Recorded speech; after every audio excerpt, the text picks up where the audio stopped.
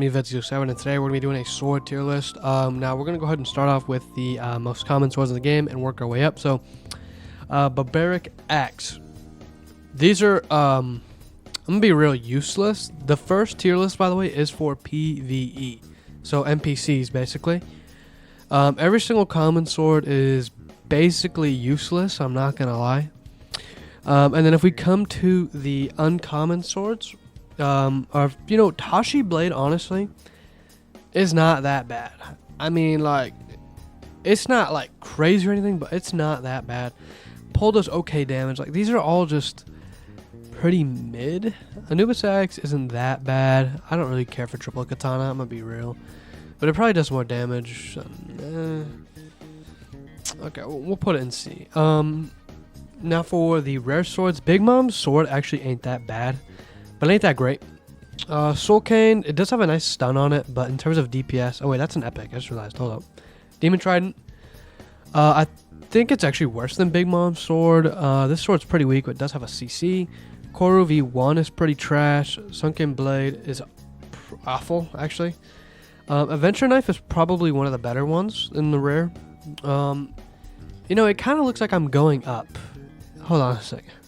I don't want it to seem like I'm just putting the rarities in each tier, but to be honest, I'll drop some of these down actually, because these aren't really all that great. I think Big Mom and Adventure Knife do belong in probably B tier.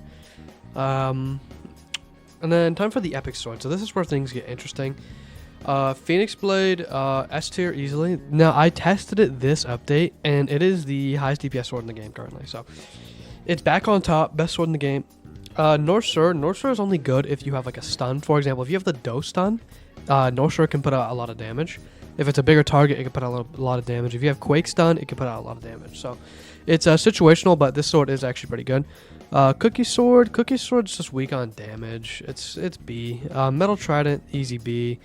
Authentic Mace, this sword's actually really good. I'm gonna put it top of A, just because it's kind of like North Sur, but you don't really need the stun all that much, but it's very good for bigger targets. Has a lot of DPS and good cooldowns for bigger targets. It's actually a really good sword.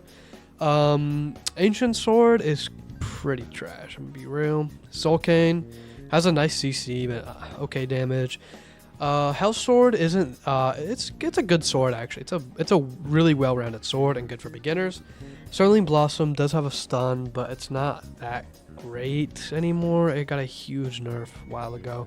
Apollo's, I'm gonna put it top of B. Now it does good damage, and that's basically it. Daybreak Cleaver has always been pretty trash. Aquatic Anchor, this sword does do decent damage, but it's not that great. Spectre of Flames, this sword actually has a decent use. I'm gonna put this in A tier. It does heal, but it doesn't do any damage. Basically, that's the drawback. But it's a very unique sword because it heals. Dragon Standard is pretty bad now, from what I remember. Got a huge nerf a while ago. And then Quake Spear is also pretty mid. I'll put it like above the, pretty high. This is a first C sword, and it's actually not too awful. Okay, now time for legendaries. So now I will go into more depth on why they're good or bad. Avalon. This sword is garbage. It doesn't do enough damage. It has one ability that either does a tiny bit of damage and buffs your attack slightly. Your sword, I believe, not everything. And it has like a slight regeneration. It's awful. It's a cool sword, but it's awful.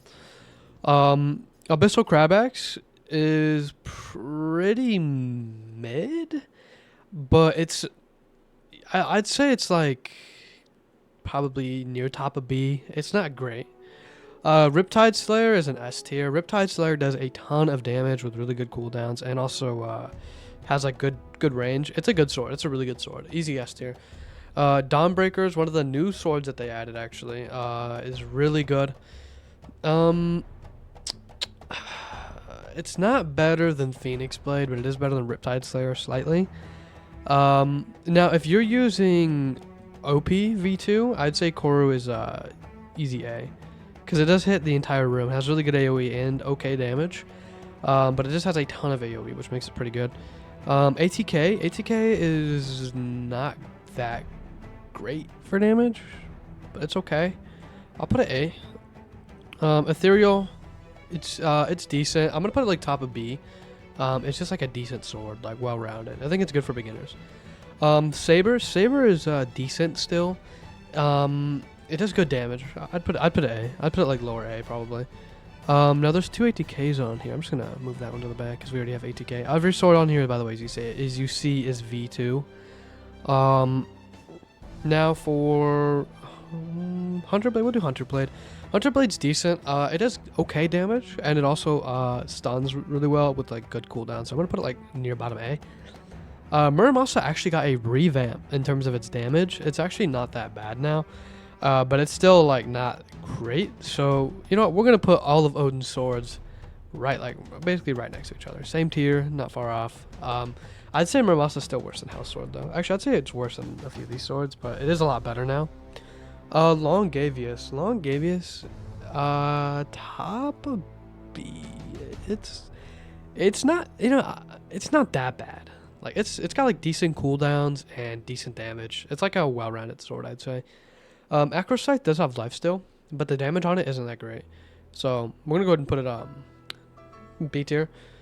Acro Spear is easy S. I want to put it over Riptide just because it does heal. Actually, I'm gonna put it second best in the game. Now the reason why is because it does really good DPS and it also heals. So it's very unique and very good. Okay, so that's it for our legendary swords.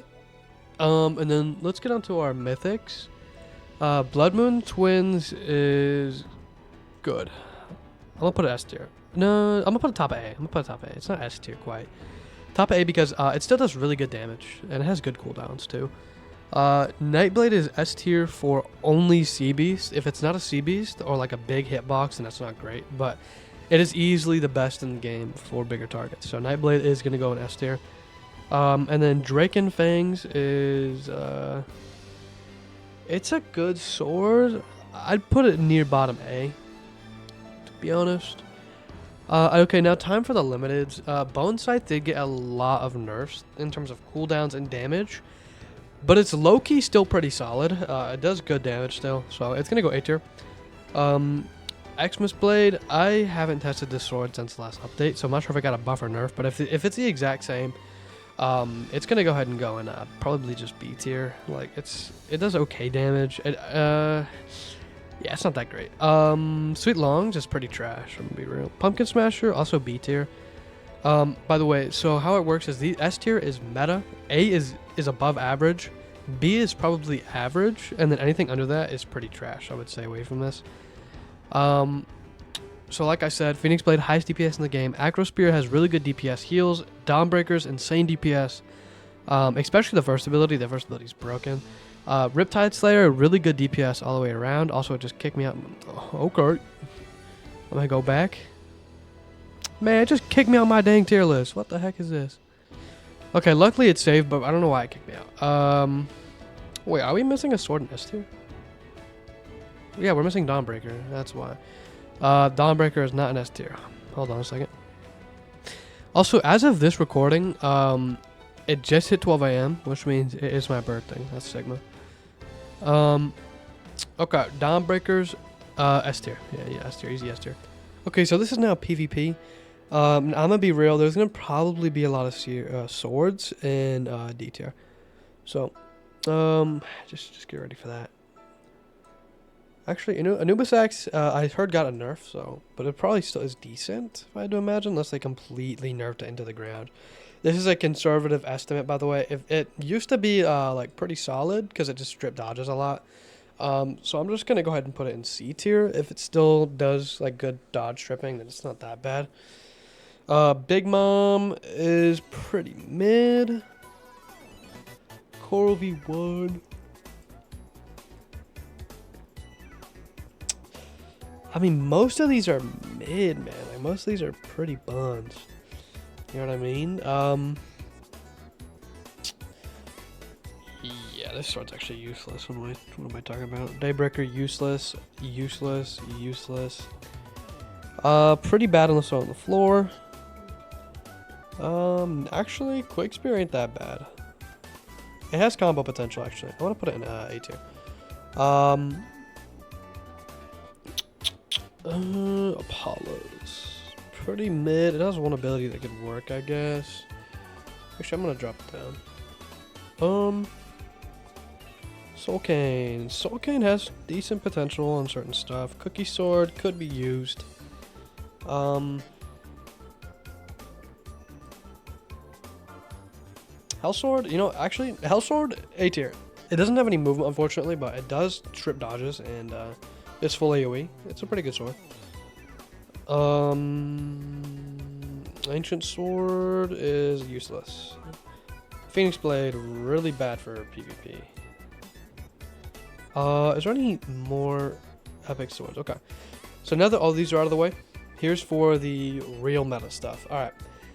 If we're talking about OP V2 and Koro V2, easy S. This sword got a huge buff. It takes 6 dodges per per attack now, which means that 2 OP V2 sword attacks or whatever, and you're cooked, basically. Like, your dodges are gone, and if you step into that level, you are going to get fried relentlessly. And also, OP is so hard to catch because it has 2 teleports, and if you unawaken the rock move, which gives you gamma, you legit have 3 teleports, and you're almost untouchable. It's ridiculous. The only counterplay is legit to run away, and it's actually crazy. It's very impressive, this update. In my opinion, it low-key might be the best PvP fruit right now. It's pretty insane. Riptide Slayer is another one where I don't have it, unfortunately. I've done over like 50, and I just can't get it. But this low-key might be an S tier sword. Like, I've seen it be very good. But for now, I'm just gonna put it in A. But like I said, it could be S. It's just I don't have it, so I don't have it, so I can't test it really. But I've seen it be really good. That's the thing, and it also goes through dodges with one of the abilities. Really good sword.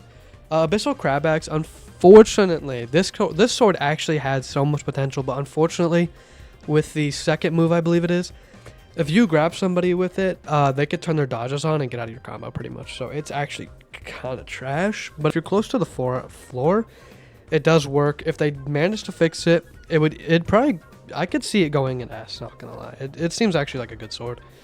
Ethereal is not a bad sword. It's kind of like a worse Enma somewhat. Saber low-key fell off pretty hard this update. It's still not bad though. It's just there's a lot better. Now ATKV2 is insane right now. It is so OP. If you don't know, it also got a buff. Basically, it takes like 8 dodges or something ridiculous with its Y move, and it's so free to hit. It is really OP. Sorry, I say Y, I'm on controller. The second ability, it's so easy to hit, bro. It's OP. Really insane. Also, Hunter Blade got a buff, and I low-key am leaning more towards S tier, depending on what fruit you're using. It takes now 6 dodges with the first ability, which is really good.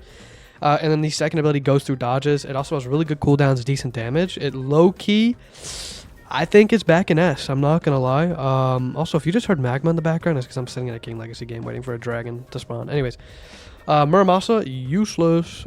Acro Spear could be used, but it's very difficult, and it probably depends on what fruit you're using. Longavius is useless. Avalon is completely useless. Acro Scythe is not that bad. You know, you could even, I'd say B. It depends on the meta, but Soul Cane also could be S tier, just by the way. But I don't think it's that meta. Xmas Blade. From what I remember, it's bad. Like, really bad. Bone Scythe got a huge nerf. It still is a little bit usable, but I'm going to put it in B. I'm sure there's some good combo with it still, but it's not that great. Pumpkin Smasher is pretty bad. It's not useless. I'd put it like near top of C. Like it's probably usable with something. Sweet Longavius is obvious. I mean, obvious what? Useless sword. Nightblade is also unfortunately pretty bad. Blood Moon Twins though. Blood Moon Twins is still really good. It's still a really strong sword. And the Ken break on it is what really holds it back. The first ability, it holds you still for too long and only takes 5 dodges if you manage to hit it, which it's really easy to evade, by the way. So unfortunately, not that great, but it's extremely strong still in terms of damage. Drakenfangs did get a buff in my opinion. So basically, they removed the first ability's Ken, like it goes through Ken. Now it doesn't, but instead the second ability now strips dodges extremely fast. So if you find a good player with Drakenfangs, like I could see it being S tier. Especially if they chip away at your dodges a little bit, and then if you somewhat get close to them and they pop their second ability, you're getting put in it and you're gonna get comboed. Like it's still a really good sword. So free win. Dawnbreakers is an extremely strong sword, but I don't feel like it's quite S tier. I feel like it depends. Like, if we're gonna have to see and find out. Like, basically, I think it may be too easy to tell or too early to tell if this is really S tier or not, because the second ability is like a dash move. It's kind of like Drakenfangs, but a lot slower. And I don't know, man. Like, it's good, but I don't think it's S. Like, these swords, especially ATK right now, is so dominant. I don't know if Dawnbreaker can really compete with these. So yeah, this is my tier list. If you guys disagree with anything, let me know down in the comments below. I like to hear different opinions. This is the PvP side, if you don't know. So it looks completely different from the PvE. So I'll see you guys in the next one.